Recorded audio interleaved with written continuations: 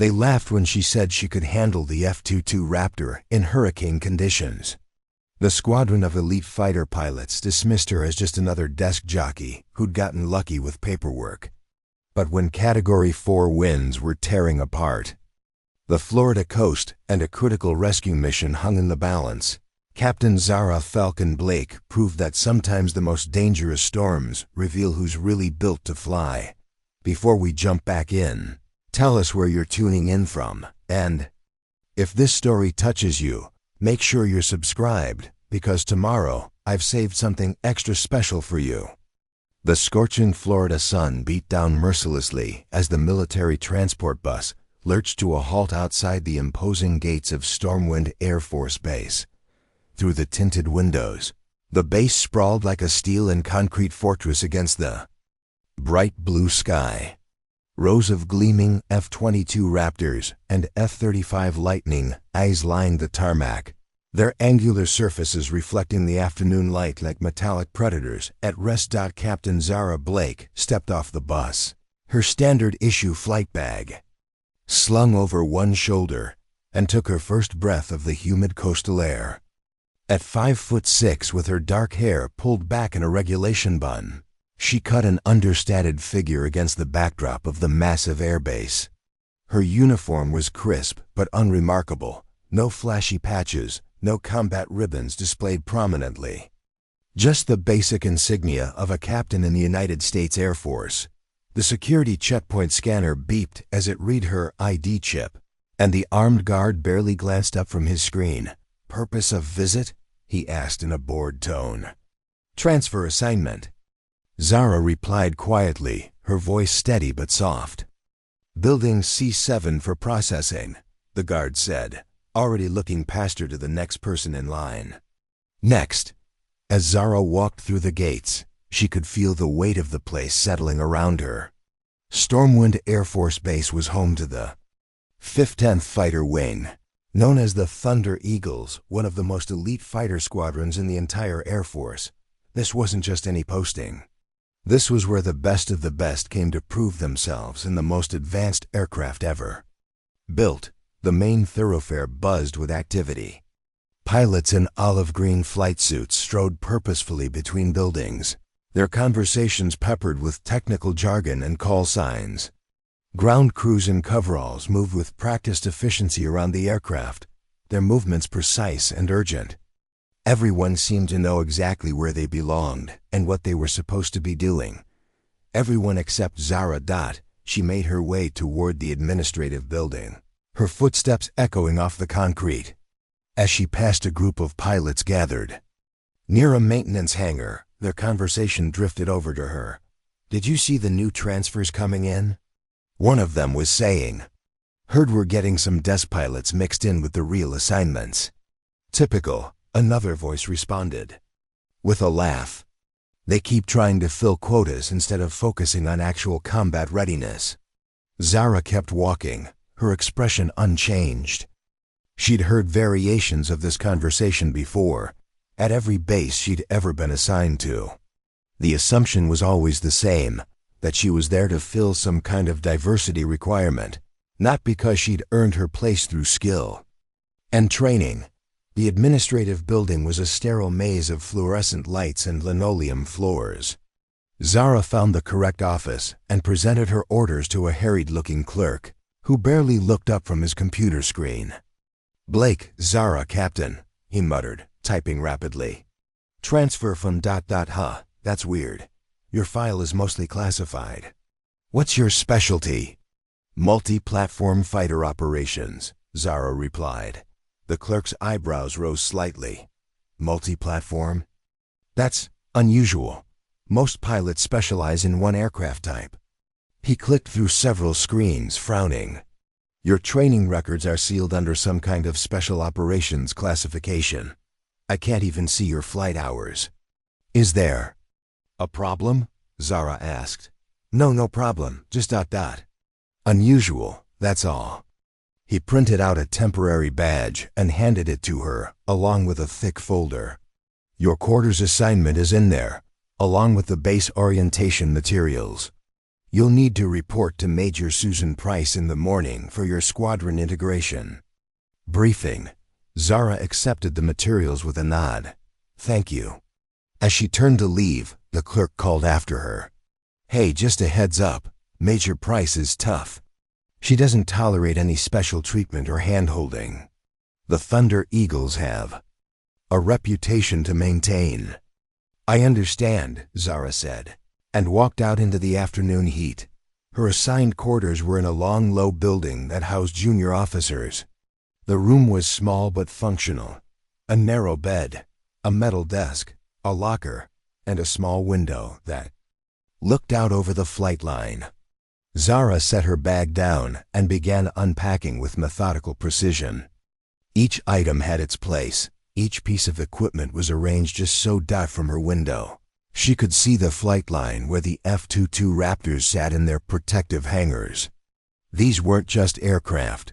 They were the pinnacle of modern fighter technology, capable of speeds over Mach 2 and equipped with the most advanced avionics systems ever created. Flying one required not just skill, but an almost intuitive understanding of physics, aerodynamics, and split-second decision-making under extreme pressure. As the sun began to set, painting the sky in shades of orange and pink, Zara pulled out a small, well-worn notebook from her bag. Its pages were filled with technical diagrams, flight calculations, and notes written in her precise handwriting. She opened it to a fresh page and began writing. Day 1. Stormwind AFB. Initial assessment. Standard inter-service rivalry and skepticism. Squadron culture appears highly competitive with emphasis on individual performance metrics. We'll need to observe flight operations protocols before making tactical assessments. She paused, pen hovering over the page, then added, weather reports indicate potential hurricane activity developing in the Gulf. May affect flight operations within 72 to 96 hours. As night fell over Stormwind Air Force Base, the sounds of the flight line gradually quieted. But Zara remained awake, studying technical manuals by the light of her desk lamp. Tomorrow would bring new challenges, new faces, and new opportunities to prove herself. She had no way of knowing that within days, a storm unlike any other would test not just her skills as a pilot, but her very right to be there at all. The Thunder Eagles were about to discover that sometimes the most dangerous assumptions are the ones you make about the quiet person sitting in the corner. Taking notes. Outside her window, the F-22 Raptors waited silently in their hangars, sleek and deadly, ready for whatever the sky might bring. And somewhere in the distance, beyond the horizon, the first winds of change were already beginning to stir. The alarm clock's shrill beeping cut through the pre-dawn darkness at 05:00 hours. Zara was already awake, having been up since 04:30 reviewing technical specifications for the F-22's avionics systems. She dressed quickly in her flight suit, not because she expected to fly, but because it was standard protocol for all pilots during active duty hours. The mess hall was buzzing with activity when she arrived. Pilots clustered around tables, their conversations a mixture of technical shop talk and aggressive banter. The air was thick with the smell of coffee and the underlying tension that came with flying multi-million-dollar aircraft in an environment where mistakes could be fatal. Zara collected her breakfast, black coffee, scrambled eggs, and toast, and looked around for an empty seat. The mess hall seemed to operate on an invisible hierarchy. Senior pilots occupied the tables nearest the windows, their flight suits adorned with patches indicating combat missions and specialized training. Junior pilots and support staff filled the remaining spaces, while newcomers like herself were left to find whatever was available. She spotted an empty chair at a table near the back and approached quietly. As she set down her tray, the conversation at the table came to an abrupt halt. Well, said a voice from across the table. Look what the transport bird dragged in. Zara looked up to see Lieutenant Brad "Shark" Coleman grinning at her with the kind of smile that didn't reach his eyes. Coleman was exactly what central casting would order for a fighter pilot. Tall, Broad-shouldered, with the kind of confident swagger that came from knowing he was good at what he did. His flight suit was covered in patches, Top Gun graduate, weapons school honor graduate, multiple deployment ribbons. You must be our new ... What was it again? Coleman continued, making a show of thinking. Systems analyst? Communications specialist? Pilot, Zara said simply, taking a sip of her coffee. The laughter that erupted from Coleman's end of the table was immediate and harsh. Pilot? Oh, that's rich. What do you fly, cargo planes? Maybe helicopters? Multi-platform fighter operations. Zara replied, her voice remaining level. Multi-platform, Coleman repeated, drawing out the words mockingly. That's military speak for jack of all trades, master of none, isn't it? He leaned back in his chair. Let me guess, you've got some simulator time on a bunch of different aircraft, and now the brass thinks that qualifies you to run with. The Thunder Eagles. A pilot sitting next to Coleman, his name tag read Foster, chimed in. I heard they're pushing through some new diversity initiatives. Gotta hit those quotas, right? Nothing wrong with diversity, said a female voice. From the far end of the table. As long as standards don't get compromised. Zara turned to see Major Susan Razor Price watching the exchange with calculating eyes. Price was a legend in the fighter community, one of the first women to fly combat missions in the F-22, with over 200 combat hours and a reputation for being absolutely unforgiving when it came to pilot competency. What's your background, Captain Blake? Price asked, her tone neutral but probing. Classified training programs, ma'am, Zara responded. Multi-platform certification including 4th and 5th generation fighters. Classified, Coleman snorted. That's convenient. Can't verify what we can't see, right? Price held up a hand, silencing Coleman. Captain Blake, what's your assessment of the F-22's performance characteristics in high wind conditions? It was clearly a test question, designed to separate the pretenders from the real pilots. The F-22 Raptor was notoriously challenging to fly in adverse weather conditions due to its fly-by-wire systems and the precise balance required to maintain its stealth capabilities. The F-22's flight control system compensates for wind shear through automatic trim adjustments. Zara began, but in gusty conditions above 35 knots, pilot input becomes critical for maintaining optimal angle of attack. The aircraft's thrust vectoring can be used to counter sudden wind direction changes, but only if the pilot anticipates the aerodynamic response delay of approximately 0.3 seconds. The table fell silent. What Zara had just described wasn't textbook knowledge, it was the kind of practical understanding that came from actually flying the aircraft under challenging conditions. Price nodded slowly. Interesting. And what about the stealth profile implications of using thrust vectoring in those conditions? Thrust vectoring creates a temporary radar signature spike, Zara continued without hesitation.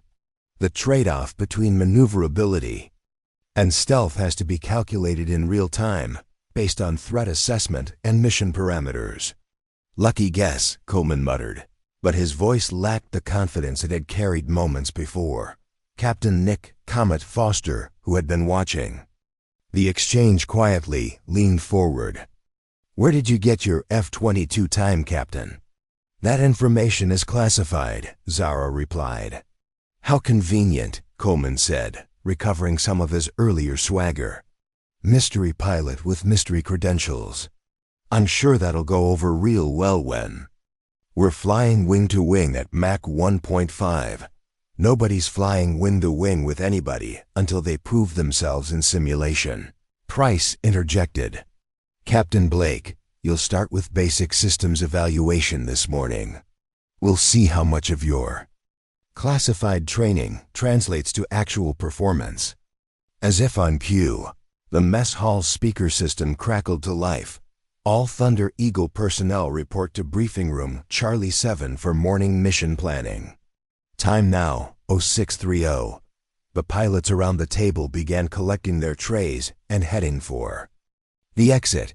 As Zara stood to follow, Coleman stepped into her path. "Look, Blake," he said, his voice low enough that the others couldn't hear.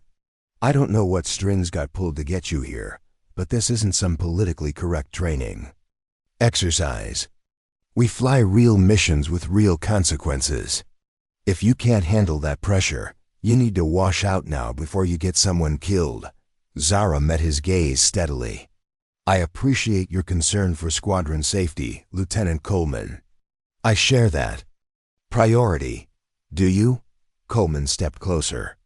"Because from where I'm standing, you look like someone who's never had their ass on the line in a real aircraft. All the technical knowledge in the world doesn't mean anything if you freeze up when the G-forces hit." "You're absolutely right," Zara said quietly. "Technical knowledge means nothing without practical application." Coleman seemed taken aback by her agreement. He'd been expecting an argument or defensive response, not calm acknowledgement. "Just be careful out there," he said finally, his tone shifting to something that might have been genuine concern. "The F-22 isn't forgiving to pilots who aren't ready for her." As Coleman walked away, Zara remained standing by the empty table for a moment, processing the interaction. She understood what was happening here. It was the same dynamic she'd encountered at every assignment. Prove yourself, but don't be too aggressive about it. Show competence, but don't threaten anyone's ego. Navigate the delicate balance between earning respect and maintaining unit cohesion. She picked up her tray and headed toward the exit, already planning her approach to the morning's simulator sessions. Outside, she could see ground crews performing pre-flight checks on a row of F-22s, their movements precise and practiced. The aircraft sat like sleeping predators, waiting for pilots worthy of their capabilities. What none of them knew was that Zara Blake had already proven herself worthy, in ways they couldn't imagine. But that was a story for another day, buried in classified files and sealed mission reports. For now, she would let them make their assumptions, take their tests, and jump through their hoops. After all, she had nothing left to prove to herself. The only question was whether they would recognize what they were looking at before it was too late. The simulator complex at Stormwind Air Force Base was a testament to modern military technology.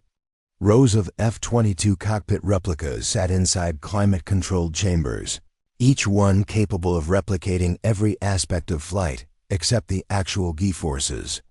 The visual displays were so realistic that experienced pilots sometimes forgot they weren't actually airborne. Zara followed Major Price down a corridor lined with glass observation windows. Through them, she could see other pilots strapped into simulators, their hands moving across controls as they navigated virtual combat scenarios. The intensity was palpable even through the soundproof glass. "Your first evaluation will be basic flight characteristics," Price explained as they stopped outside Simulator Bay 7. "Takeoff, level flight, basic maneuvers, landing. Think of it as a driver's test for a $40 million aircraft." "Understood, ma'am." Price handed her a helmet and flight gear. "The evaluation is scored automatically by the system. Anything below 85% is considered unsatisfactory for Thunder Eagle standards. Most new pilots need 3 to 4 attempts to achieve passing scores." Zara nodded and began suiting up. The flight gear felt familiar in her hands. She'd worn similar equipment countless times before, though the specifics of where and when remained locked in classified files. As she settled into the simulator cockpit, the familiar layout of the F-22's controls spread out before her. The heads-up display flickered to life, showing altitude, airspeed, and weapon status indicators. Every switch, every button, every dial was exactly where her muscle memory expected it to be. "Simulation commencing in 30 seconds, came the voice of the technician over the intercom. "Captain Blake, you are cleared for standard evaluation protocol." The scenario began with Zara's virtual F-22 sitting on the runway at a simulated airbase. Weather conditions were set to ideal. Clear Skies, minimal wind, perfect visibility. This was meant to be a baseline test, not a challenge. Zara ran through the pre-flight checklist with methodical precision, her hands moving across the controls without hesitation. Engine startup, systems check, flight control verification, each step executed flawlessly. When she called for takeoff clearance, her radio voice was calm and professional. The virtual aircraft responded perfectly to her inputs as she rolled down the runway and lifted off. The simulator's motion system tilted back to simulate the climb, and Zara felt the familiar sensation of ascending through virtual sky. In the observation booth, Major Price watched the telemetry data streaming across multiple monitors. Every input Zara made was recorded and analyzed. Stick pressure, rudder adjustments, throttle management. What she saw made her frown. "Run it again," Price said to the technician. "Ma'am?" "The scenario." "Run it again, but add some complications. Crosswinds at 15 knots, simulated bird strike at 5,000 feet. The technician looked puzzled but complied. This wasn't standard protocol for a first evaluation, but Major Price's word was law in the simulator complex. Zara noticed the reset, but said nothing as the scenario restarted. This time, as she rolled down the runway, she felt the aircraft fighting against crosswinds. She compensated with small rudder adjustments, keeping the aircraft centered on the runway despite the challenging conditions. At 5,000 feet, the simulation suddenly threw her a curveball, a simulated bird strike that took out her left engine. Warning lights flashed across her instrument panel as alarms blared in her headset. Without missing a beat, Zara began the emergency procedures. Engine shutdown. On the affected side, power redistribution, trim adjustments to compensate for asymmetric thrust. She declared an emergency with virtual air traffic control and began a controlled descent. Back to the airfield. The landing was textbook perfect, despite the challenging single-engine approach. She touched down precisely on the center line and brought the aircraft to a controlled stop. In the observation booth, Price stared at the scores displayed on her screen. 98.7%. It was the highest first-time evaluation score she'd ever seen. "Run Advanced Combat Scenario 7, she ordered. "Ma'am, that's a scenario we typically reserve for pilots with at least 6 months of F-22 experience," the technician protested. "Run it." The new scenario dropped Zara into a complex air-to-air engagement with multiple hostile aircraft. She found herself outnumbered 3-1, with limited fuel and ammunition. It was the kind of scenario designed to test split-second decision-making and advanced tactical thinking. Zara's response was immediate and decisive. She used the F-22 stealth capabilities to approach undetected, engaged the lead enemy aircraft with a beyond visual range missile shot, then used terrain masking to evade the remaining hostiles while repositioning for follow-up attacks. Her situational awareness was flawless. She tracked multiple contacts simultaneously, managed her weapon systems efficiently, and executed defensive maneuvers that maximized her aircraft's advantages while exploiting enemy weaknesses. When the scenario ended 20 minutes later, she had successfully engaged and destroyed all hostile contacts while sustaining 0 damage to her own aircraft. The final score was 99.2%. Price stared at the screen in disbelief. She'd seen veteran pilots with years of F-22 experience struggle with that scenario. She stepped out of the observation booth and walked down to Simulator Bay 7, where Zara was going through post-flight shutdown procedures. "Captain Blake," she said as Zara removed her helmet. "Yes, ma'am?" "Where exactly did you receive your F-22 training?" Zara met her gaze steadily. "That information is classified, ma'am. Your scores are ... usual. Exceptional, actually." "Thank you, ma'am." Price studied her for a long moment. "Captain, I've been flying F-22s for 8 years. I've trained dozens of pilots on this aircraft. What I just watched ... that's not the performance of someone who learned to fly this bird from a manual. Zara said nothing, her expression neutral. The way you handled that emergency scenario, the tactical decisions you made in the combat simulation, that's the kind of instinctive response that comes from real experience. Significant real experience. I understand your curiosity, ma'am, Zara replied carefully.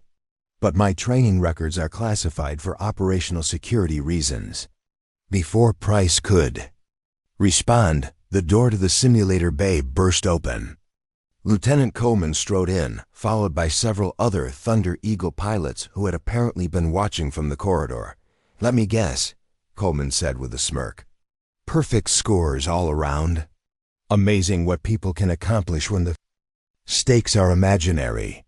Actually, Price said slowly, her scores were exceptional by any standard. Coleman's smirk faltered slightly. Scores don't mean anything if you can't handle the real thing.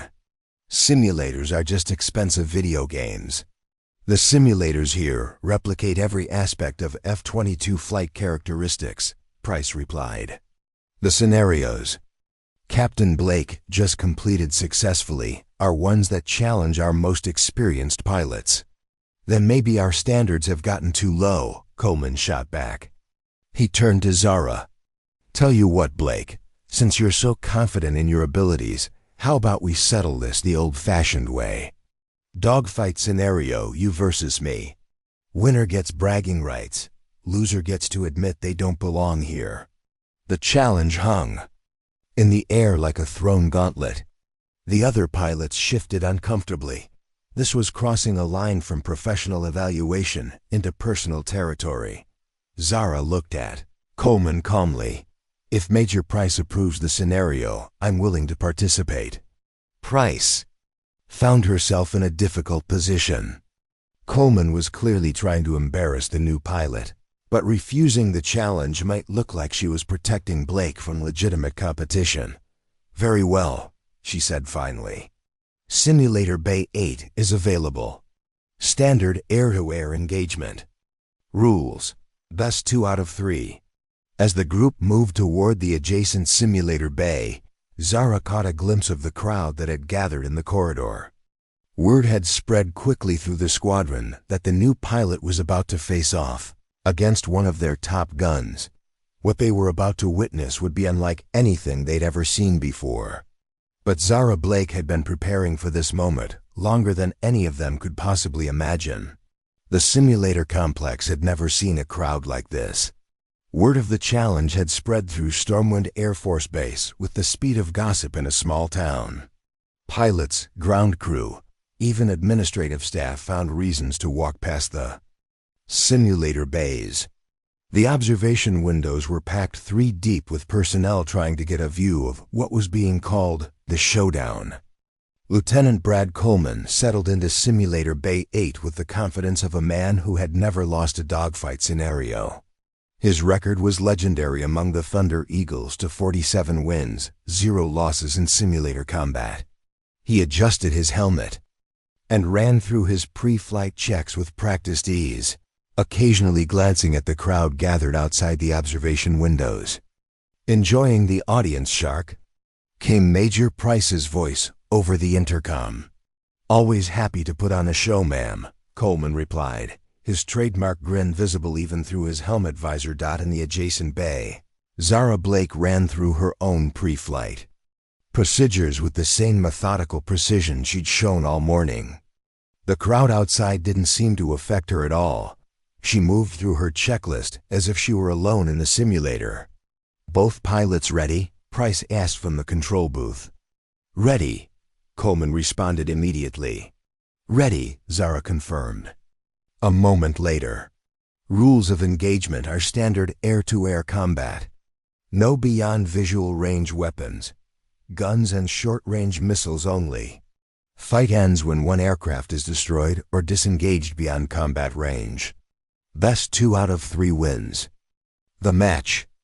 The scenario loaded around them. Clear blue sky at 25,000 feet. 2 F-22 Raptors starting 5 miles apart. It was the classic setup for air-to-air combat training. Fights on! Price announced. Coleman immediately pushed his throttles to full. military power, and began a climbing turn to gain altitude advantage. It was textbook fighter tactics. He who controls the high ground controls the engagement. His years of experience showed in every movement as he positioned himself for the opening attack. Through his heads-up display, he spotted Zara's aircraft below and to his left. She seemed to be maintaining level flight, making no aggressive moves. Playing it safe, he muttered to himself. Smart for a beginner. He rolled into a diving attack, lining up for a missile shot. His targeting system locked onto Zara's aircraft, and he squeezed the trigger. Fox 2. He called out, indicating a simulated heat-seeking missile launch. What happened next defied everything. Coleman thought he knew about air combat. Zara's aircraft suddenly executed a maneuver that shouldn't have been possible. She rolled inverted and pulled into a vertical climb while simultaneously deploying countermeasures. The move was so perfectly timed that Coleman's missile lost its lock and flew harmlessly past her aircraft, but she wasn't done.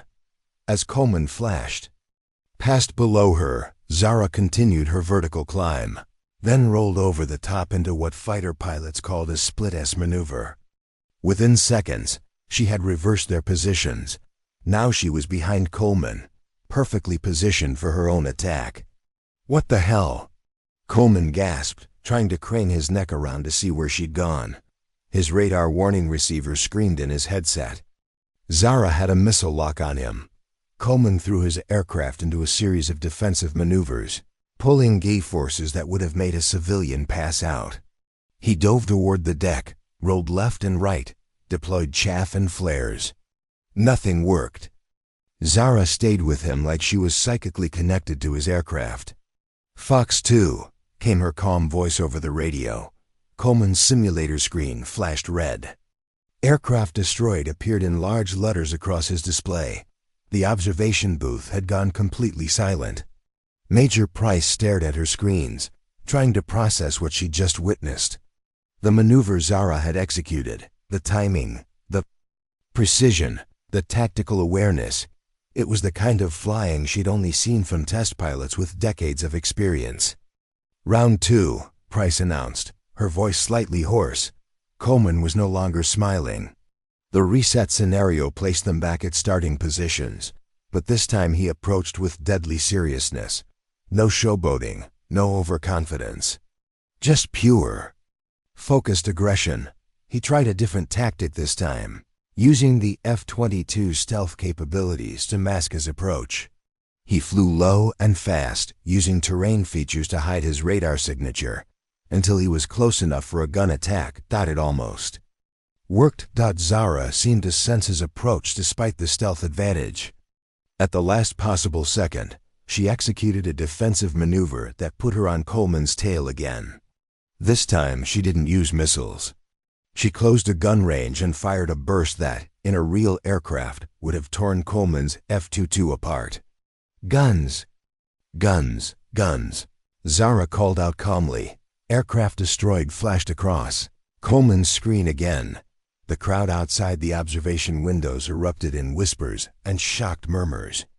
Nobody beat Brad Coleman twice in a row. Nobody. That's impossible, someone in the crowd said. She must be cheating somehow. But the technicians monitoring the systems shook their heads.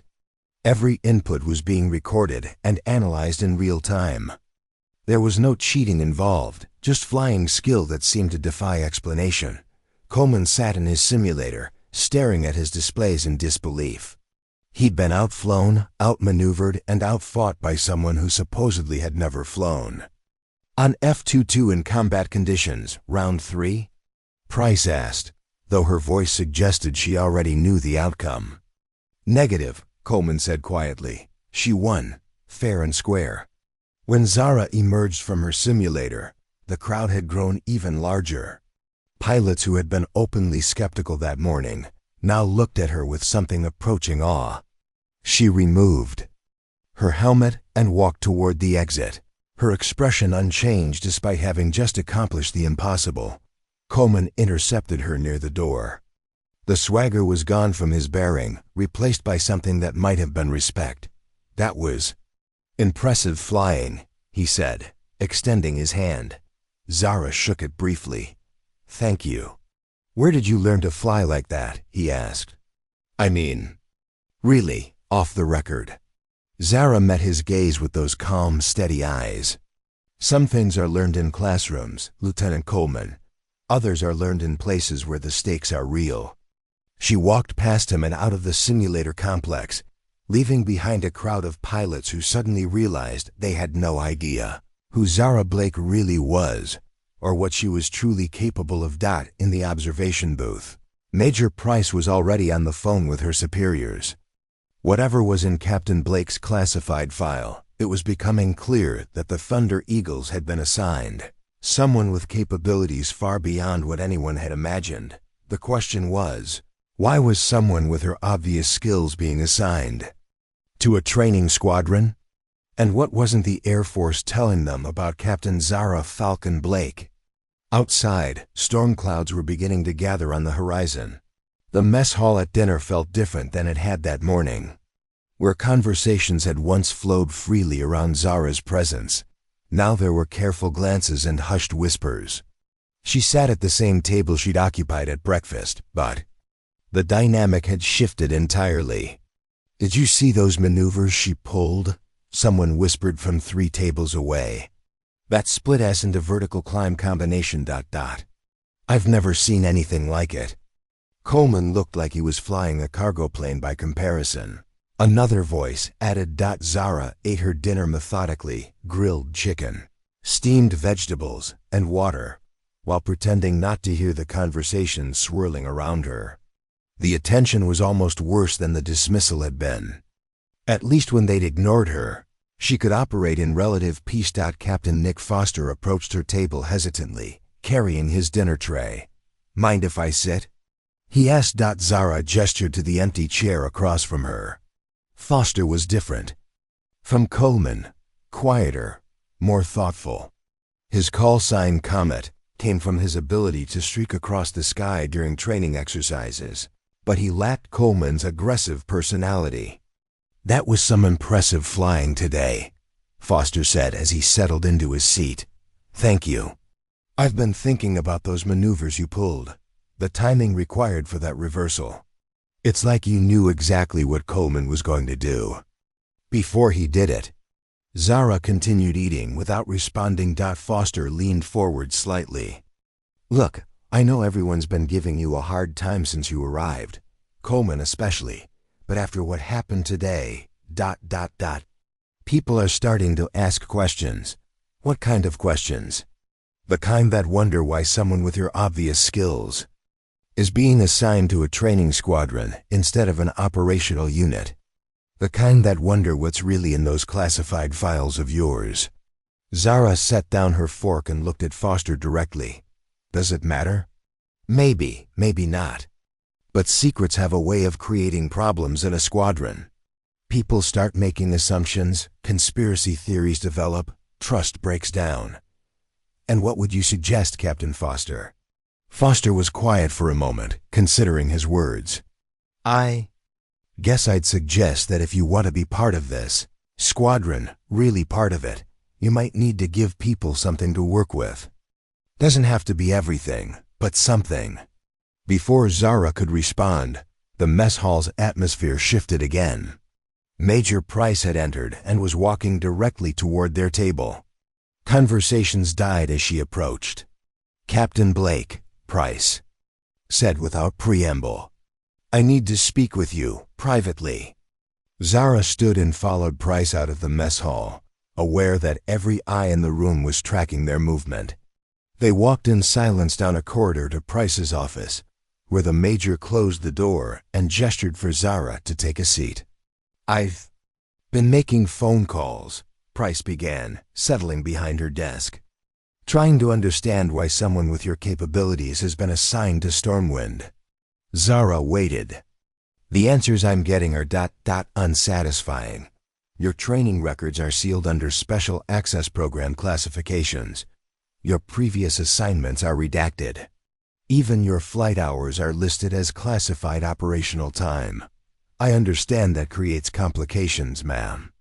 What it creates, Price said firmly, is questions about whether I can trust you with my pilots' lives.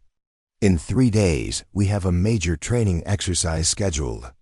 6 F-22s flying formation at high altitude in challenging weather conditions.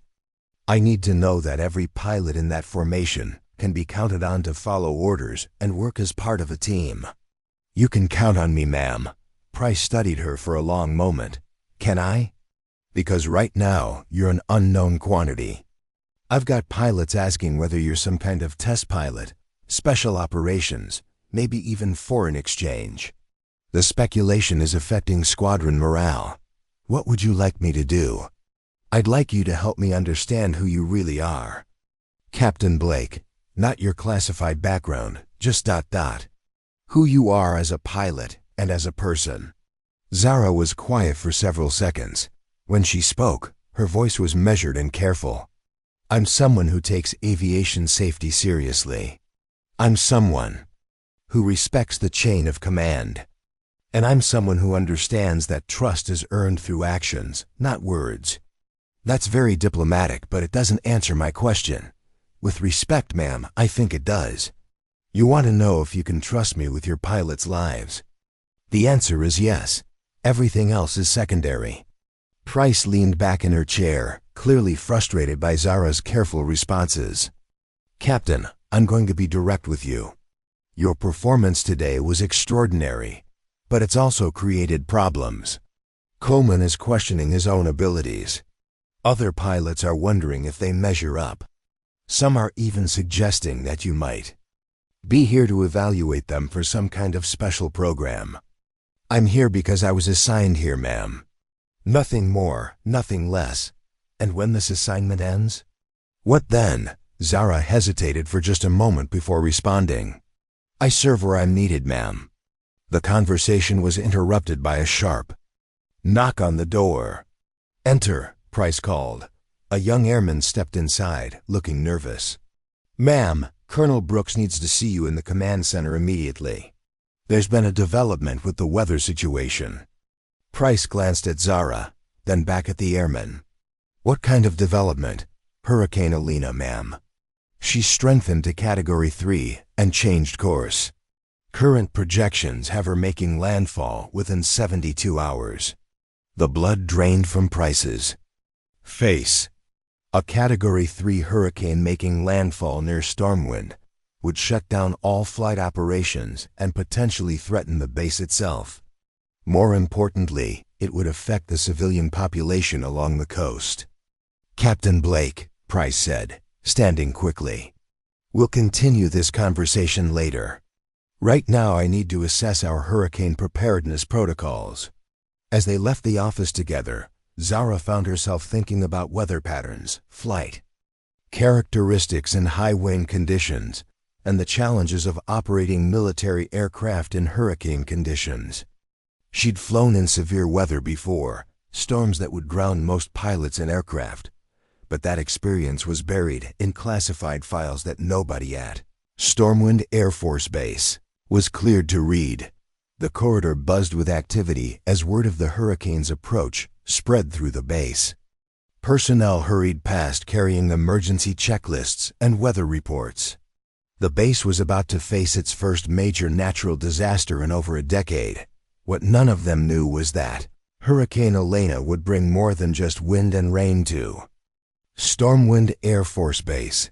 It would bring a crisis that would finally reveal exactly who Captain Zara Falcon Blake really was, and what she was truly capable of when the stakes were real. As Zara walked back toward her quarters, she pulled out her small notebook and began writing. Hurricane Elena, Category 3, strengthening. Estimated landfall 72 hours. F-22 operational limitations in high wind conditions. Surface winds above 45 knots prohibit takeoff landing. Crosswind limitations, 25 knots maximum for safe operations. She paused, pen hovering over the page, then added, emergency protocols. May require capabilities beyond standard training parameters. Outside her window, the first bands of clouds were already visible on the horizon. moving inexorably toward the Florida coast. Preparing and narrating this story took us a lot of time, so if you are enjoying it, subscribe to our channel. It means a lot to us. Now back to the story. The command center at Stormwind Air Force Base had been transformed into a hurricane operations hub. Multiple screens displayed satellite imagery of Hurricane Elena, her massive spiral arms stretching across hundreds of miles of ocean. Weather reports updated every 15 minutes, each one bringing worse news than the last. Colonel Richard Iron Walsh stood at the center of it all, his gray hair slightly disheveled from running his hands through it repeatedly. At 53, Walsh had commanded Stormwind for 4 years and had never faced a natural disaster of this magnitude. Current wind speed? He asked the meteorological officer. Sustained winds of 120 miles per hour, sir.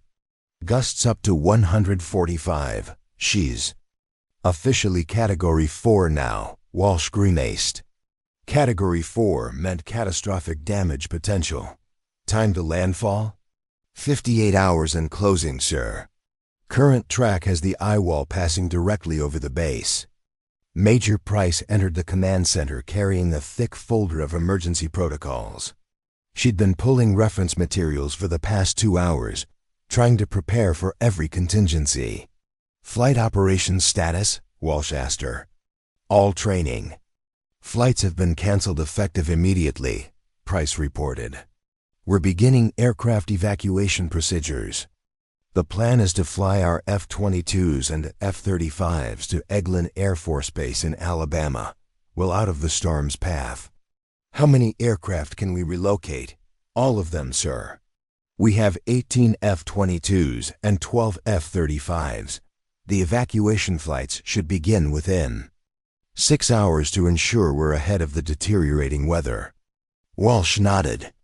Moving 30 high-value aircraft was a massive logistical undertaking, but it was standard protocol. Fighter jets were too valuable to risk in a hurricane, even inside reinforced hangars. What about personnel? Essential personnel only will remain on base, Price continued. Everyone else will be evacuated to designated shelters inland. We're coordinating with civilian authorities for... She was interrupted by a communications officer rushing up to Walsh with a printed message. Sir, priority flash traffic from Space Command. Walsh read the message, his face growing pale. Damn, sir? Price asked.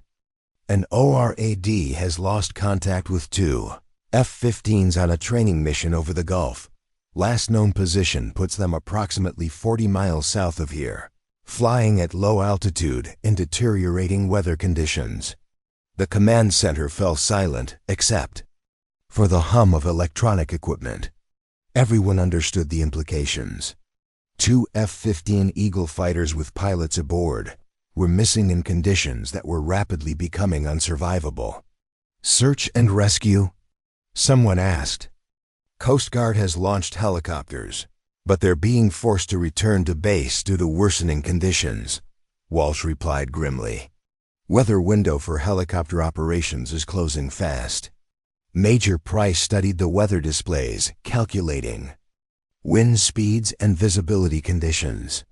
Sir, if those pilots are down in the water, they have maybe 6 hours before hypothermia becomes fatal. Less if they're injured. I'm aware of the timeline, Major. The Coast Guard helicopters can't operate in winds above 60 knots, Price continued. But fixed-wing aircraft might still be able to fly search patterns if... Absolutely not, Walsh. Cut her off. I'm not sending more pilots into that storm. We've got 30 aircraft to evacuate and limited time to do it. An uncomfortable silence settled over the command center. The unspoken reality was that rescue operations and aircraft evacuation couldn't happen simultaneously. There weren't enough pilots or aircraft to do both, especially with weather conditions deteriorating by the hour. Captain Zara Blake had been standing quietly near the back wall of the command center, listening to the discussions.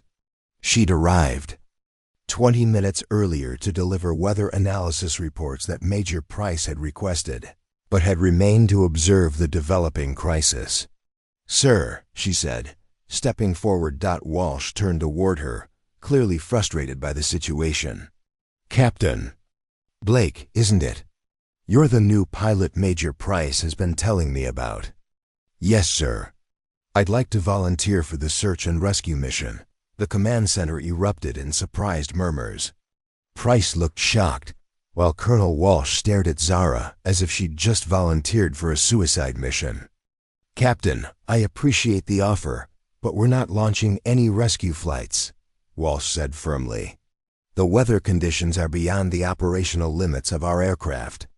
Sir, with respect, F-22 operational limits in severe weather are higher than most aircraft. The flight control systems can compensate for significant wind shear and turbulence." Walsh exchanged glances with Price. "Captain, those missing pilots are flying F-15s, which means they're experienced combat aviators. If they couldn't handle the weather conditions, what makes you think you can?" Zara's response was calm and measured. "Different aircraft have different capabilities, sir. The F-22's fly-by-wire system and thrust vectoring give it advantages in severe weather that older aircraft don't possess." "That may be true in theory," Walsh replied, "but theory doesn't help if you become the third pilot we have to rescue. I'm not authorizing any search flights." Before Zara could respond, another communications officer approached with an urgent message. "Sir, we've got more bad news. The aircraft evacuation to Eglin has hit a snag. They're reporting severe thunderstorms moving through Alabama. No aircraft movements authorized at their location for the next 4 hours minimum." Walsh closed his eyes and took a deep breath. The situation was spiraling beyond his control. He couldn't evacuate his aircraft to safety, he couldn't rescue the missing pilots, and Hurricane Elena was bearing down on them with increasing intensity. "Options?" he asked the room. "We could try evacuating to MacDill Air Force Base in Tampa," someone suggested. "Tampa's directly in the hurricane's path," Price pointed out. "That would be trading one problem for another." "What about splitting the evacuation? Some aircraft to Georgia, others to South Carolina? That would require coordination with multiple air traffic control centers in deteriorating weather," another officer noted. "Accident risk goes up exponentially." As the debate continued, Zara studied the weather displays and satellite imagery. She could see patterns in the storm that others were missing, pockets of relatively calmer air between the spiral bands, flight paths that could potentially be navigated by a skilled pilot in the right aircraft. More importantly, she could see the search area where the missing F-15s had last been reported. It was dangerous, certainly, but not impossible for someone with the right experience and equipment. The question was whether she was willing to reveal just how much experience she really had. Outside the command center, the first outer bands of Hurricane Elena were beginning to reach the Florida coast. Wind speeds at Stormwind Air Force Base had already increased to 35 knots, with gusts approaching 50. The base was running out of time for both evacuation and rescue operations. In 6 hours, the weather would be beyond the operational limits of any aircraft.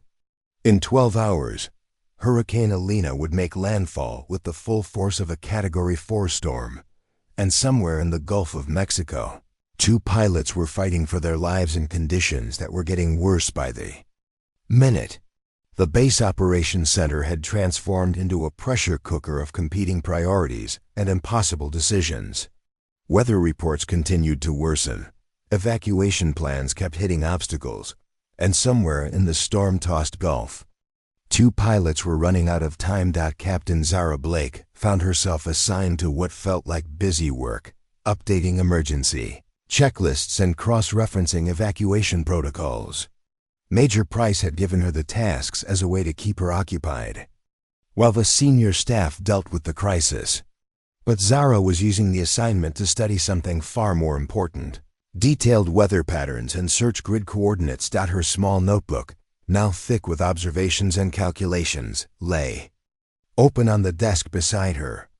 The pages were filled with wind vector analyses, fuel consumption calculations for extended search patterns, and detailed notes about F-22 performance characteristics in severe weather conditions. Information that shouldn't have been available. To a newly assigned pilot, Captain Blake, came a voice behind her. She turned to see Chief Master Sergeant Paul Wrench Murphy approaching her workstation. Murphy was the senior enlisted advisor for aircraft maintenance, a 30-year veteran who had worked on everything from F-16s to the latest F-35s. His weathered face showed the strain of the current crisis. "Chief Murphy," Zara acknowledged. "I heard you volunteered for the search mission earlier," Murphy said, settling into the chair across from her. "That took guts, considering the colonel shot it down pretty quick. Just trying to help where I can, Chief." Murphy studied her for a moment. "You know, I've been working on fighters for 3 decades. Seen all kinds of pilots come through, hot shots, by-the-book types, natural pilots, and plenty who were just along for the ride. But I've never seen anyone fly simulator scenarios the way you did yesterday." Zara continued working on her checklist updates, but Murphy could tell she was listening. "Those maneuvers you pulled against Coleman," Murphy continued. "I've seen test pilots try moves like that and fail. Takes a special kind of spatial awareness and reaction time. The kind that usually comes from flying in situations where mistakes get you killed. Simulators can be very realistic these days, Chief. Maybe, but they can't replicate everything. Can't replicate the feeling of pulling real G-forces while someone's shooting real missiles at you. Can't replicate the kind of pressure that comes from knowing your decisions affect real lives." Zara set down her pen and looked at Murphy directly. "What are you getting at, Chief?" "I'm getting at the fact that your maintenance records are as classified as your flight records. Most pilots, I can look up their aircraft history, see what they've flown, where they've been stationed, what kind of wear patterns they're flying. Style puts on aircraft systems." He leaned forward slightly. "But your records? Sealed. And the few maintenance notes I can access reference aircraft modifications and equipment configurations that don't match anything in the standard training pipeline. Equipment configurations, electronic warfare suites, advanced countermeasures, long-range fuel systems. The kind of modifications they put on aircraft that are expected to operate in hostile environments." The conversation was interrupted by the sound of raised voices from the command center. Through the open doorway, they could see Colonel Walsh in heated discussion with several officers. "The weather window is closing faster than predicted," Walsh was saying. "We've got maybe 4 hours before conditions become completely unsurvivable for any aircraft operations." "Sir, the missing pilots can't survive much longer in those water temperatures," Major Price responded. "If we don't find them soon." "I understand the timeline, Major, but I'm not sending pilots on a suicide mission. What if we had a pilot with experience in extreme weather operations?" Price asked carefully. Walsh looked skeptical. "Do we have such a pilot?" All eyes in the command center turned toward the workstation where Zara sat with Chief Murphy. She could feel the weight of their stares, the unspoken question hanging in the air. Murphy spoke quietly, so only she could hear. "Whatever's in those classified files of yours, Captain. Those 2 pilots in the water don't care about operational security. They just need someone with the skills to find them and bring them home." Zara closed her notebook and stood slowly.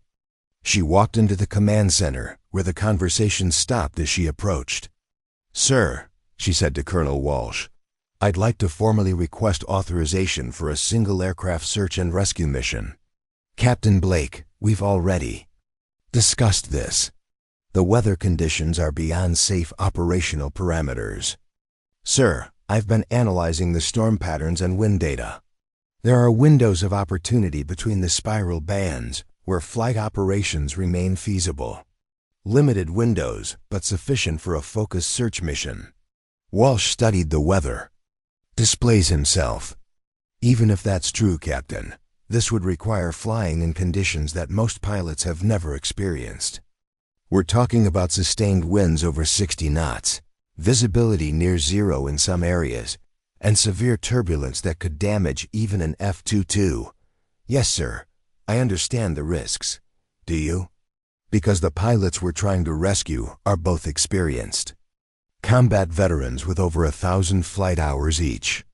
If they couldn't handle these conditions in their F-15s, what makes you think you can do better in an F-22? Zara was quiet for a moment, choosing her words carefully. Sir, sometimes experience is gained in places that don't appear in standard training records. I've flown in severe weather conditions before. Conditions that prepared me for exactly this type of mission. Major Price stepped forward. Captain Blake, are you saying you have combat experience in severe weather operations? I'm saying I have experience that's relevant to this mission, ma'am. Colonel Walsh's expression showed his frustration with the careful, diplomatic answers.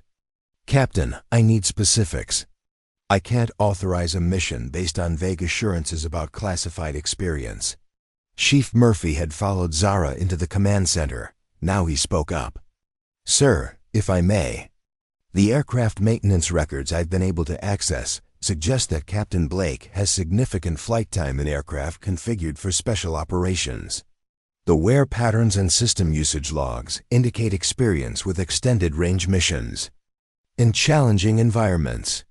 That's highly unusual for someone being assigned to a training squadron, Walsh observed. Yes, sir, it is, Murphy agreed. The colonel studied Zara for a long moment. Outside, they could hear the wind picking up as Hurricane Elena's outer bands reached the base. Time was running out for both the missing pilots and any chance of aircraft evacuation. Captain Blake, Walsh said finally, if I were to consider authorizing this mission, I would need some kind of assurance that you're capable of handling conditions that have already claimed 2 experienced pilots. Zara met his gaze steadily. Sir, I can handle the mission. The question is whether you're willing to let me try. The command center fell silent, except for the sound of wind beginning to howl. Outside the building, Hurricane Elena was no longer approaching, she was arriving. The lights in the command center flickered as Hurricane Elena's outer winds reached sustained speeds of 45 knots across Stormwind Air Force Base. Through the reinforced windows, personnel could see palm trees bending at impossible angles, and debris beginning to fly across the tarmac. Colonel Walsh stood before the main weather display, watching the massive storm bear down on their position. The hurricane's eye wall was still 36 hours away, but the outer bands were already making conditions dangerous for anyone caught outside. Latest report on the missing F-15s? He asked the communications officer. Still no contact, sir. Last emergency beacon signal was received 47 minutes ago from approximately 38 miles southwest of our position. Walsh's jaw tightened. Emergency beacons were designed to transmit for at least 12 hours after activation. If the signal had stopped, it meant either the beacon had been damaged or the life raft had been compromised. Neither possibility was encouraging. Search and rescue assets? Coast Guard has recalled all helicopters due to deteriorating conditions. Navy search vessels are being pulled back to safe harbor. We're officially on our own until the storm passes. The weight of those words settled over the command center like a physical presence. 2 pilots were fighting for survival in the Gulf of Mexico, and no conventional rescue assets could reach them. Major Price approached, Walsh with a weather briefing folder. Sir, I've been working with the meteorological team to identify potential flight windows. There are brief periods between the spiral bands where an aircraft might be able to operate. Define might be able to operate, Walsh said grimly. Wind speeds drop to 40 to 50 knots for approximately 20-minute intervals. Visibility improves to 1 to 2 miles. Turbulence decreases from severe to moderate. That's still well beyond normal operational parameters. Yes, sir. But it might be survivable for a pilot with the right experience and aircraft. Walsh turned to look at Captain Zara Blake, who stood quietly near the tactical displays. She had been listening to every exchange, her notebook closed, but her attention focused entirely on the developing situation. "Captain Blake," Walsh said, "you've heard the conditions. These aren't training scenarios or simulator exercises. This is real weather that has already claimed 2 aircraft. Are you still willing to volunteer for this mission?" "Yes, sir." "Why?" Walsh asked bluntly. "You've been at this base for 3 days. You don't know those missing pilots personally. You have no obligation to risk your life for them. Why are you willing to fly into a hurricane when seasoned pilots are refusing the mission?" Zara was quiet for a moment, considering her response. When she spoke, her voice was steady but carried an undertone of something deeper, conviction, perhaps, or understanding. "Because someone has to, sir. And because I've been in situations where people I didn't know risked their lives for me. Sometimes that's what the job requires." Lieutenant Coleman, who had been standing near the communications station, stepped forward. "Sir, with respect, Captain Blake may be an exceptional pilot, but this mission is beyond exceptional. This is experimental test pilot territory. Flying in conditions that could destroy an aircraft even if the pilot does everything right." "Coleman's right," added Captain Foster. "The structural stresses alone could cause catastrophic failure. And even if the aircraft holds together, the navigation challenges in near-zero visibility." "I appreciate the concerns," Zara interrupted quietly. "But I've studied the weather patterns, analyzed the search area, and calculated the mission parameters. It's dangerous, but it's not impossible." Chief Murphy spoke up from where he stood near the maintenance displays. "Sir, if Captain Blake is serious about this mission, we need to modify her aircraft for extreme weather operations. Enhanced weather radar, backup navigation systems, emergency survival equipment." "How long would those modifications take?" Walsh asked. 2 hours minimum for the essential systems." Walsh looked at the weather displays again. In 2 hours, conditions would be significantly worse, but they would still be within the narrow window where flight operations might be possible. "Captain Blake," he said, turning back to her, "I need to ask you a direct question, and I need a direct answer. Do you have combat experience flying in severe weather conditions?" The command center went completely quiet. Everyone understood that this question went to the heart of the matter. Simulator performance and technical knowledge were one thing, but combat experience in extreme conditions was something entirely different. Zara met Walsh's gaze without flinching. "Sir, I have operational experience in weather conditions similar to what we're facing. I cannot provide specifics due to classification restrictions, but I can say that I've successfully completed missions in environments where weather was a significant tactical factor." "Operational experience," Walsh repeated. "Not training exercises? Operational experience, sir." Major Price leaned forward. "Captain, when you say similar conditions, are we talking about hurricane-force winds, near-zero visibility, severe turbulence?" "All of the above, ma'am." The admission hung in the air like a challenge to everything they thought they knew about Zara Blake. New pilots assigned to training. Squadrons didn't have operational experience in hurricane conditions. That kind of experience came from flying missions that most people couldn't even imagine. Colonel Walsh walked to the secure communications terminal and made a brief phone call. The conversation was quiet, consisting mostly of him listening and asking short questions.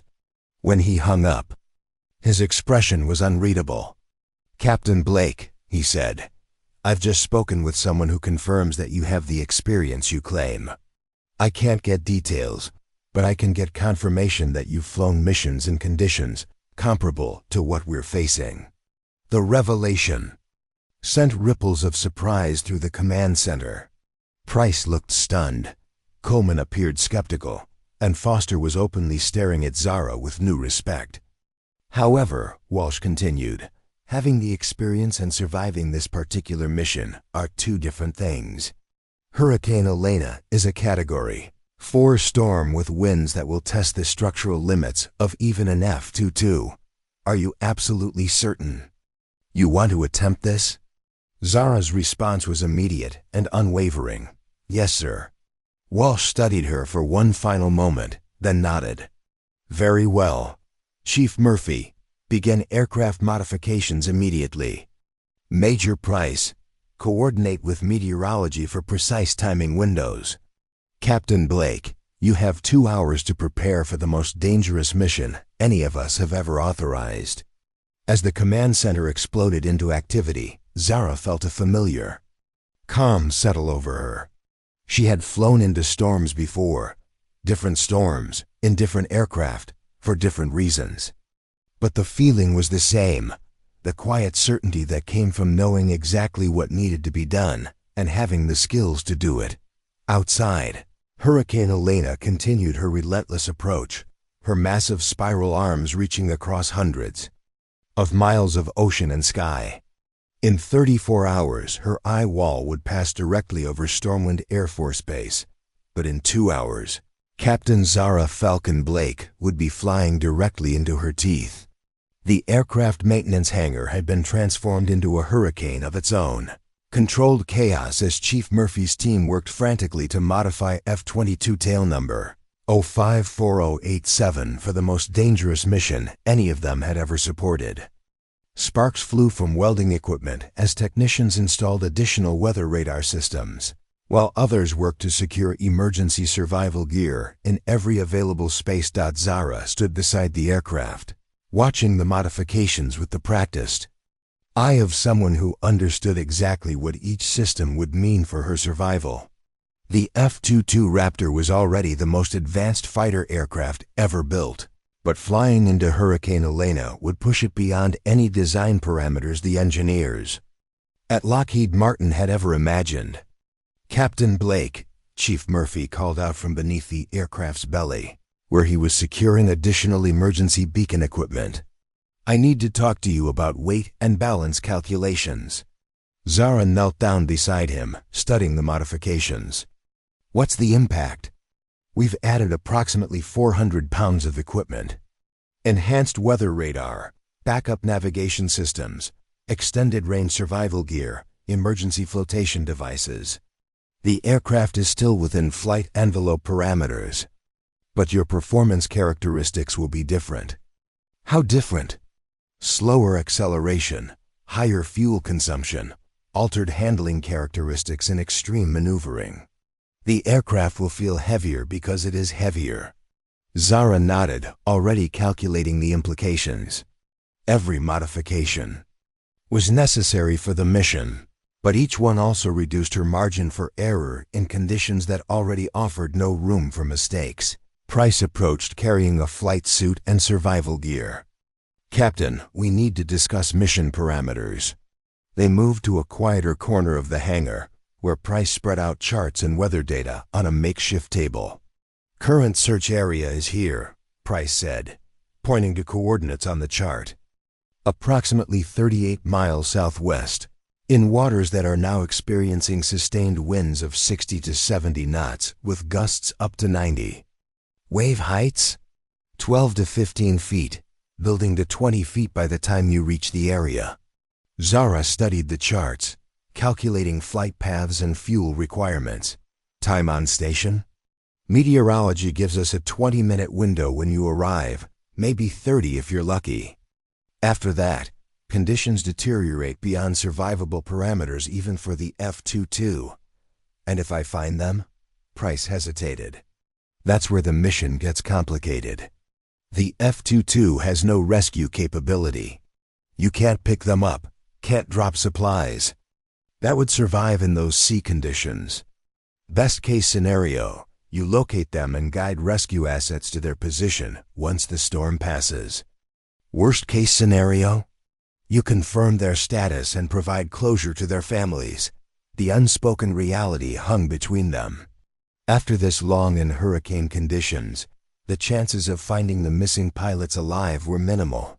This was likely a recovery mission disguised as a rescue operation. Captain Blake, Price continued, I have to ask one more time. Are you certain about this?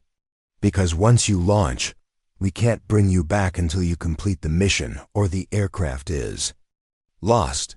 Before Zara could respond, Lieutenant Coleman appeared at her shoulder. His usual swagger was gone, replaced by something that looked like genuine concern. "Blake, I need to say something," he began awkwardly. "Yesterday, I thought you were just another political appointment who'd gotten lucky in the simulators. I was wrong, dead wrong." Zara turned to face him. "Thank you for saying that. But being wrong about you doesn't change the fact that this mission is insane. Hurricane Elena is a Category 4 storm with winds that will tear apart anything that tries to fly through them. Even if you're the best pilot in the Air Force, there are limits to what physics will allow. I understand the risks, Lieutenant. Do you? Because I've been flying fighters for 8 years, and I wouldn't attempt this mission. Neither would any other pilot in this squadron. The fact that you're willing to try doesn't make you brave. It makes you either incredibly skilled or incredibly reckless." Zara considered his words carefully. "Maybe it makes me both." Coleman studied her face, looking for any sign of doubt or hesitation. What he saw instead was the kind of calm confidence that came from someone who had faced impossible odds before and survived. "Who are you really?" he asked quietly. "And don't give me another classified answer." "The person willing to fly into a hurricane for 2 pilots she's never met. Who is that person?" For the first time since arriving at Stormwind, Zara's carefully maintained composure showed a crack. When she spoke, her voice carried a weight that hadn't been there before. "I'm someone who understands that we don't get to choose which missions matter. We only get to choose whether we're ready when they come." Before Coleman could respond, the hangar's speaker system crackled to life. "Captain Blake to the command center immediately. Weather window is accelerating." The walk to the command center felt different this time. Word of the mission had spread throughout the base, and personnel lined the corridors to watch her pass.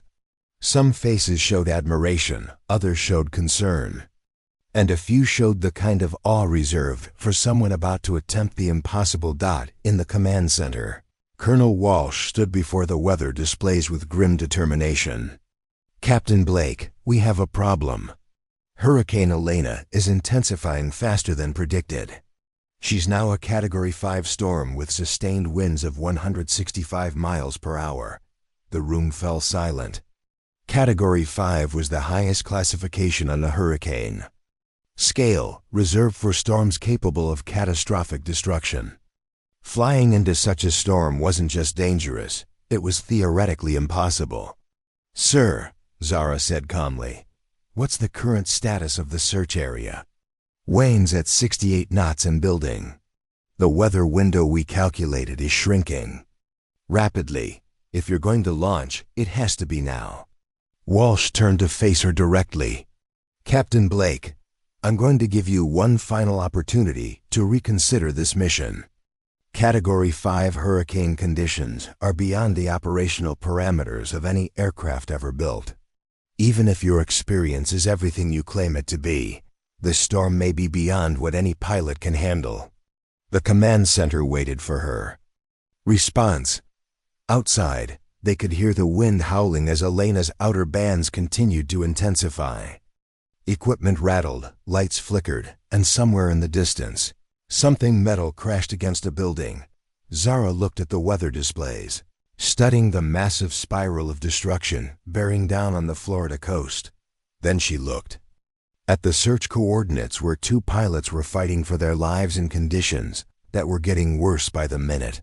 Her voice, when she spoke, was steady and sure. "Sir, I can fly it." The 3 words carried the weight of absolute conviction.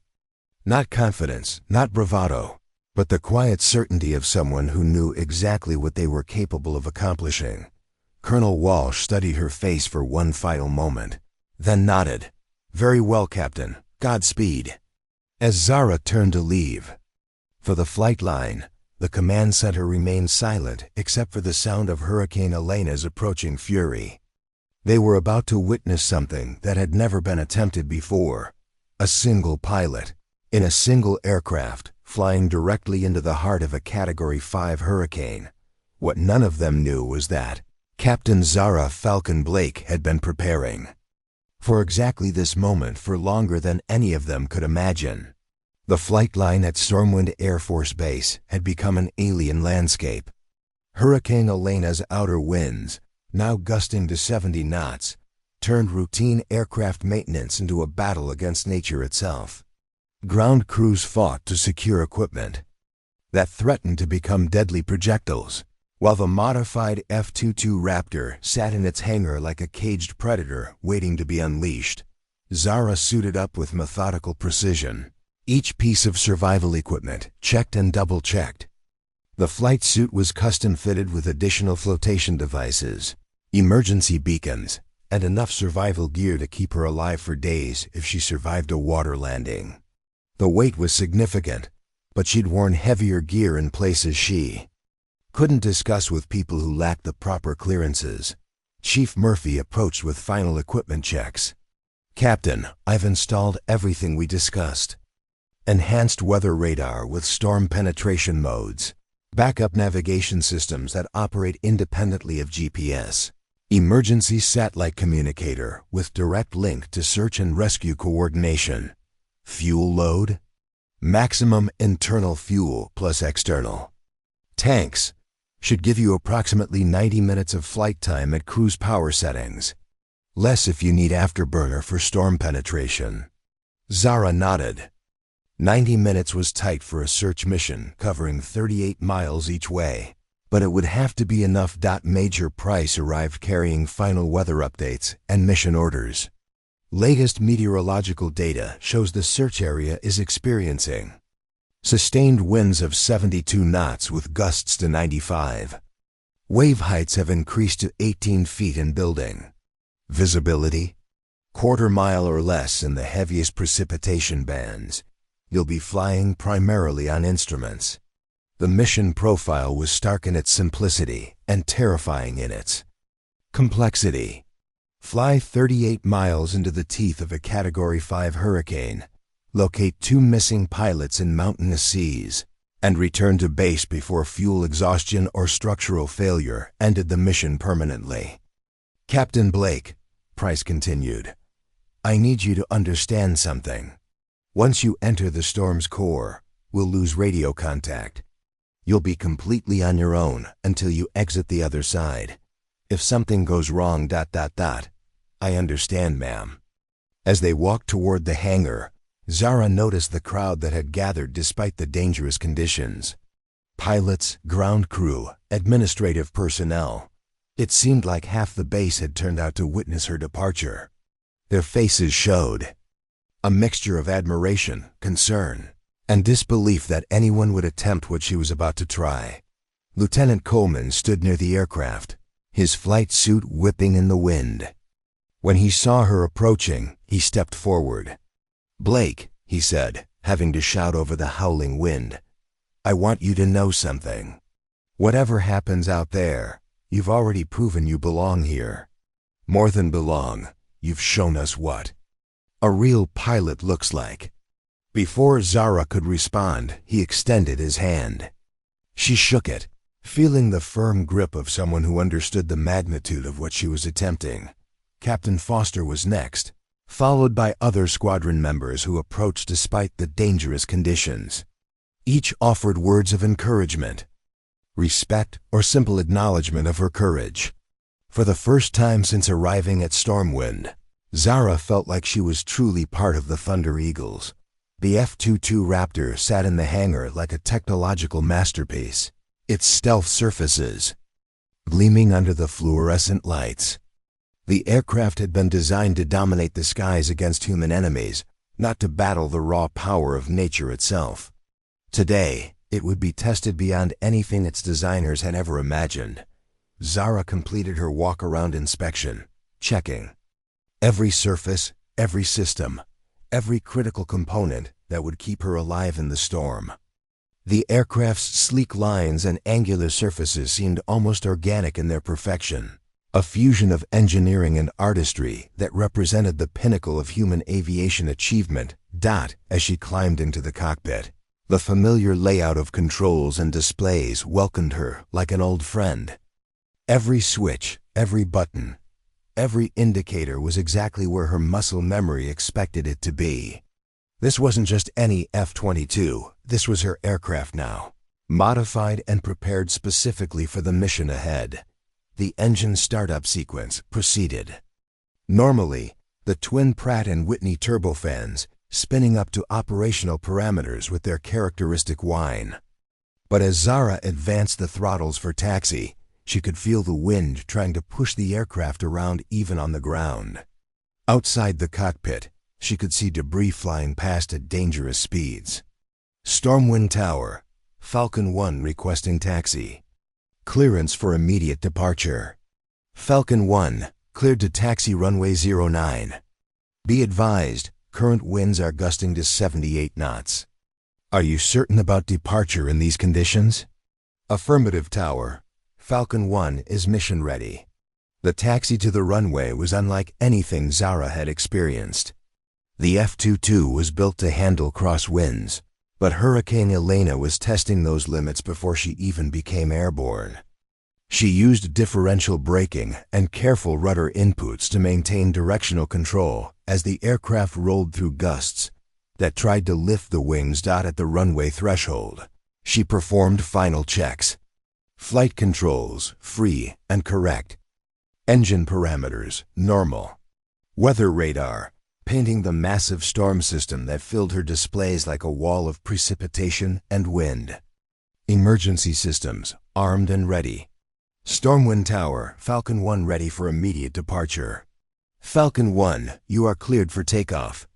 Current winds 090 at 72 knots, gusting to 86. Good luck, Captain. Zara advanced. The throttles to full military power, feeling the massive thrust of the twin engines pushing her back into her seat. The F-22 accelerated down the runway, buffeted by crosswinds that required constant correction to maintain centerline tracking. At 140 knots, she rotated the aircraft skyward. The moment the wheels left the ground, Hurricane Elena grabbed the F-22 like a giant invisible hand, trying to flip it, roll it, or simply tear it apart. Zara fought the controls, using every technique she'd learned in places and conditions that remained classified, keeping the aircraft climbing despite the turbulence that would have grounded any other pilot. As she climbed through 5,000 feet, the storm's full fury became apparent. Rain hammered the cockpit canopy with the intensity of machine gun fire. Lightning illuminated massive thunderheads that towered above 50,000 feet.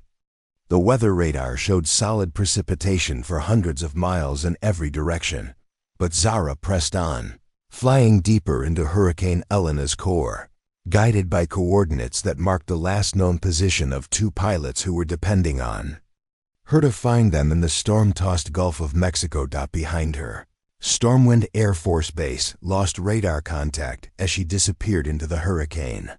For the next hour, Captain Zara Falcon Blake would be completely alone in the most dangerous flying conditions on Earth. What happened next would become the stuff of legend. Flying into Hurricane Elena was like entering a living nightmare made of wind, water, and electricity. At 12,000 feet, Captain Zara Blake fought to maintain control of her F-22 as the storm tried to tear it apart with invisible hands of turbulence that could crush a lesser aircraft in seconds. The cockpit became a violent environment of constant motion. Despite her harness and seat restraints, Zara was thrown against the sides of the cockpit as the aircraft encountered wind shears that changed direction and intensity without warning. Her heads-up display flickered between normal operation and complete whiteout as rain and debris pelted the aircraft sensors. "Stay with me," she whispered to the F-22, her hands dancing across the flight controls with precision, born from experience in conditions that officially didn't exist. The aircraft responded like a living thing, its fly-by-wire systems working, Overtime to compensate for atmospheric conditions that exceeded every parameter in its programming. The weather radar painted a picture of meteorological chaos, precipitation, cells that towered 40,000 feet above her position, wind shears that could flip an aircraft upside down in milliseconds, and embedded thunderstorms with lightning so intense it turned night into day. This wasn't weather. It was warfare between Earth and sky. 20-6 miles from Stormwind Air Force Base, Zara encountered the hurricane's first major wind wall. The F-22 shuddered as it hit turbulence that felt like flying into a concrete barrier. The aircraft dropped 300 feet in 2 seconds before she could arrest the descent, pulling G-forces that would have made most pilots unconscious. But Zara wasn't most pilots. Her breathing remained controlled, her hands steady on the controls.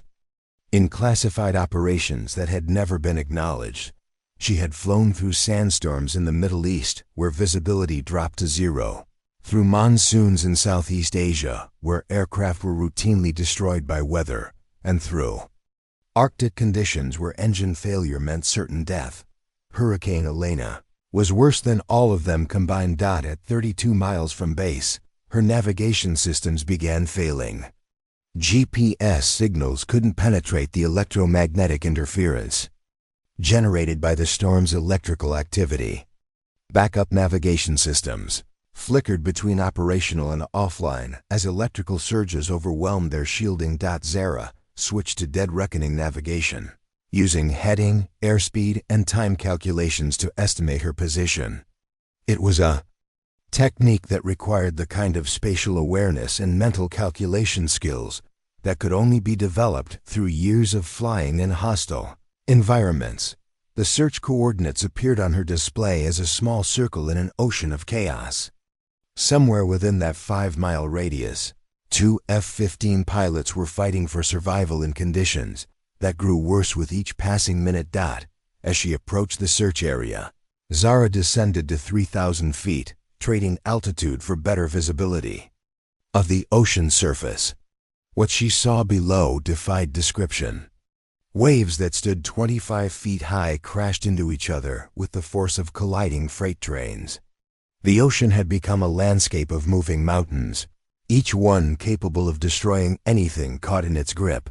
Her enhanced weather radar, modified specifically for this mission, began painting returns that weren't precipitation. Small objects on the surface, some metallic, some organic. Aircraft debris and survival equipment scattered across miles of churning sea. Then she saw it. Flash of international orange against the gray-black water, the color of military survival equipment.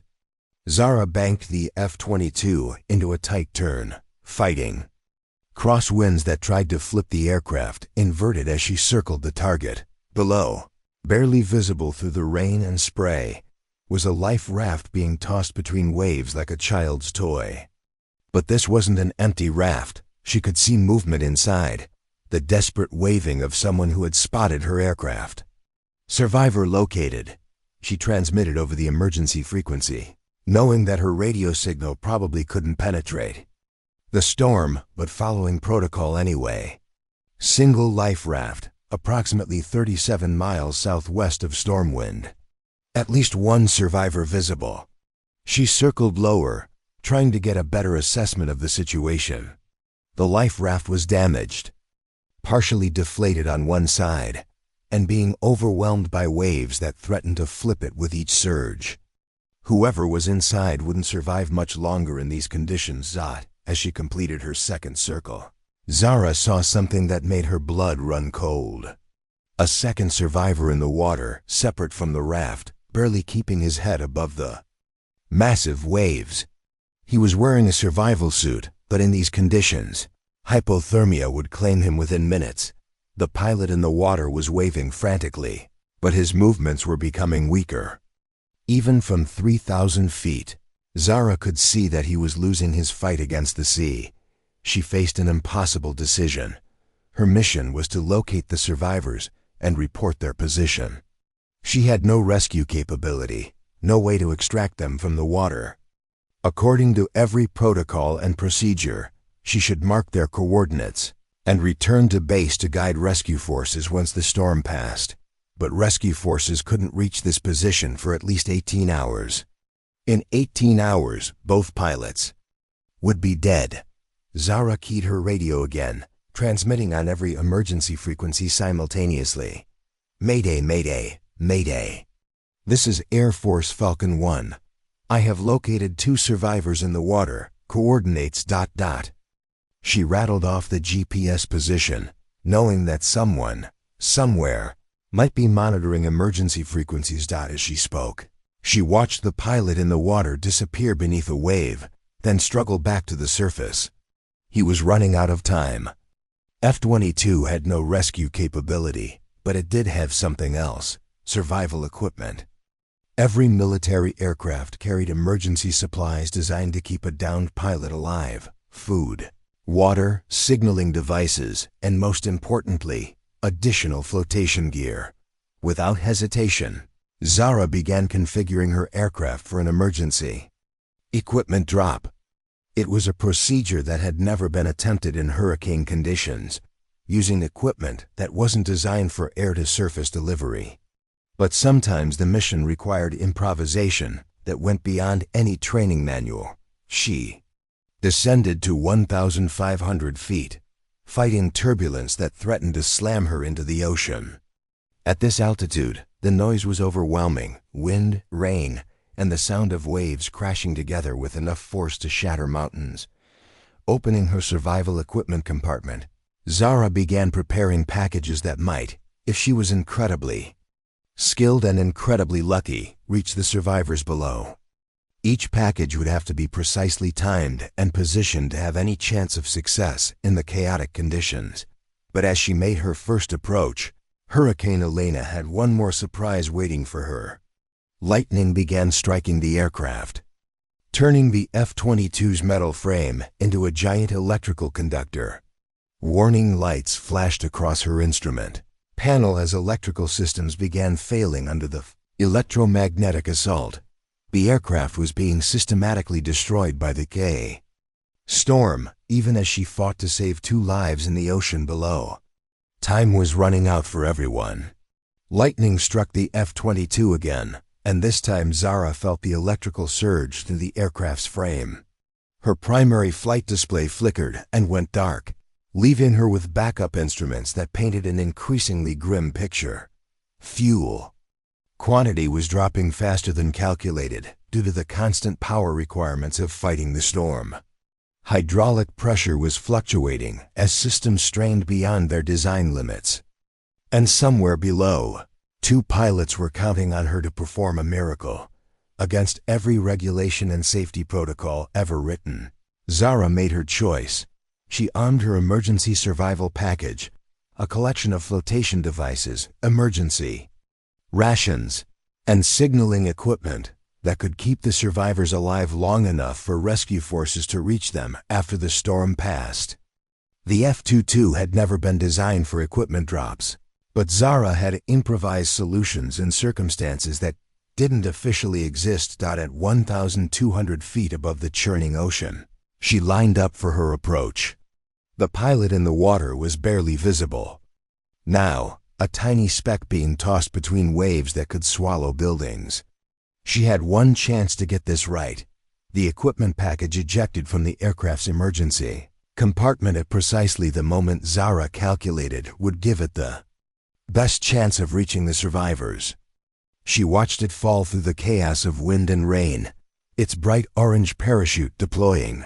Just as a massive wave crested beneath it, the package hit the water less than 50 yards from the struggling pilot, close enough that he could reach it if he had the strength left to swim, close enough to save his life. She circled once more, confirming that both survivors had seen the equipment drop. The pilot in the life raft was signaling with what appeared to be a signal mirror, while the pilot in the water was swimming desperately toward the floating package.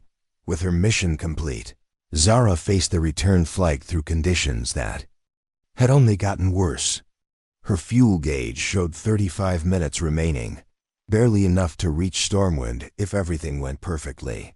But nothing about Hurricane Elena was perfect. The flight back was a battle against physics, meteorology, and a failing aircraft. Lightning continued to strike the F-22, each hit destroying more systems. Her backup navigation failed completely, leaving her to navigate by compass heading and dead, reckoning through a storm that stretched for hundreds of miles in every direction. At 22 miles from base, her left engine began showing signs of distress. Temperature readings spiked as debris ingestion and electrical damage took their toll. She reduced power to preserve the engine, but the decision cost her speed and increased fuel consumption. 18 miles from Stormwind, she lost radio contact completely.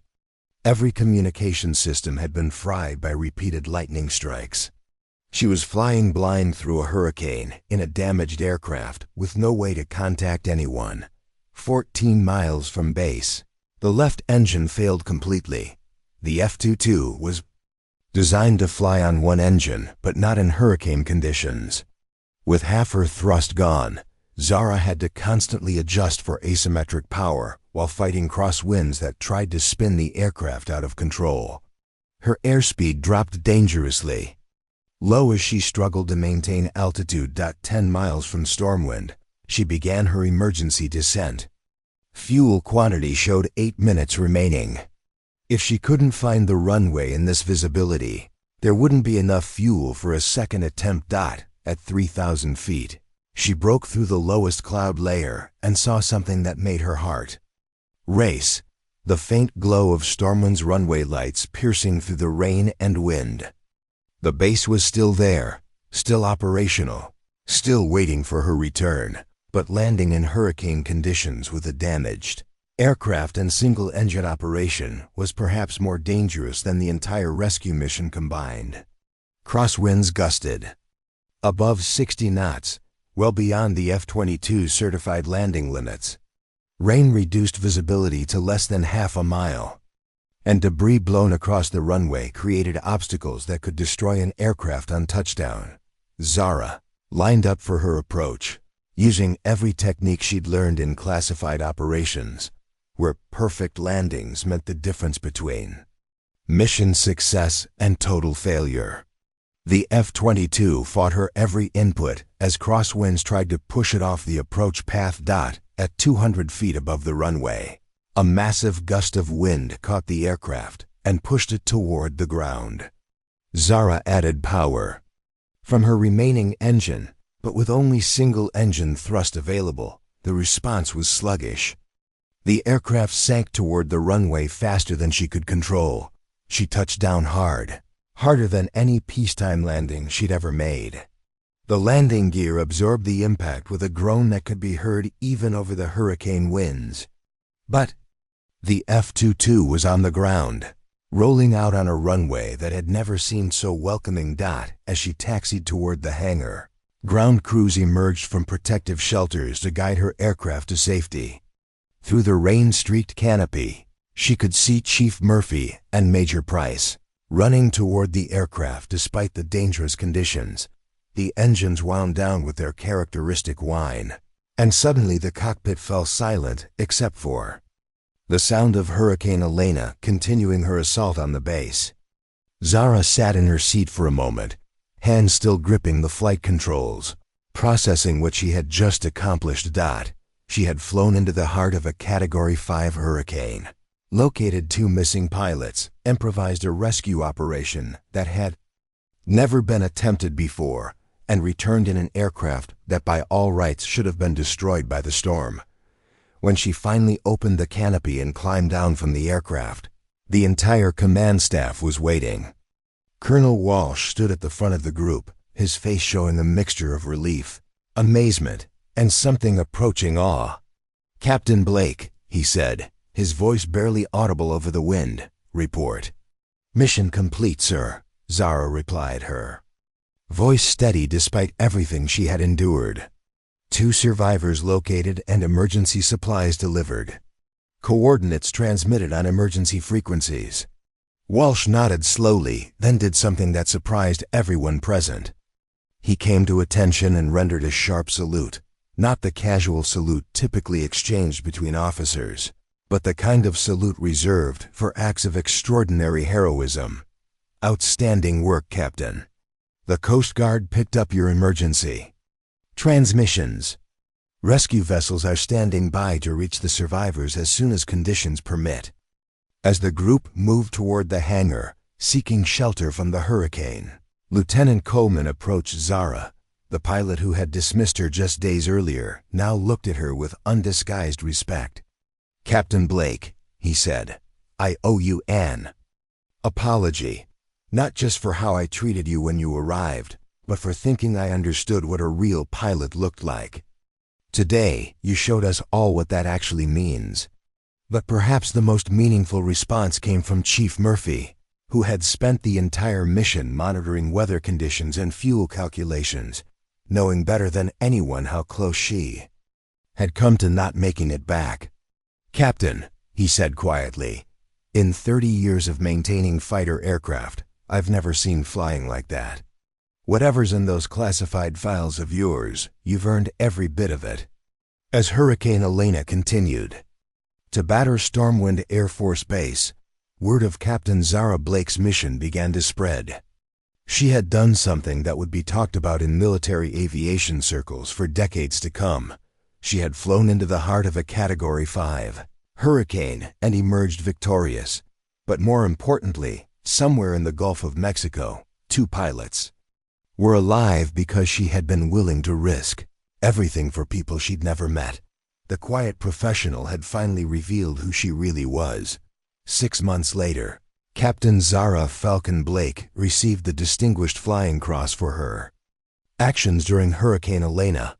The 2 F-15 pilots she rescued that day made full recoveries and returned to active duty. But perhaps more importantly, her actions that day changed something fundamental at Stormwind Air Force Base. The culture of dismissal and assumption that had greeted her arrival was replaced by a new understanding that excellence comes in many forms, and that sometimes the most capable among us are also the most quiet.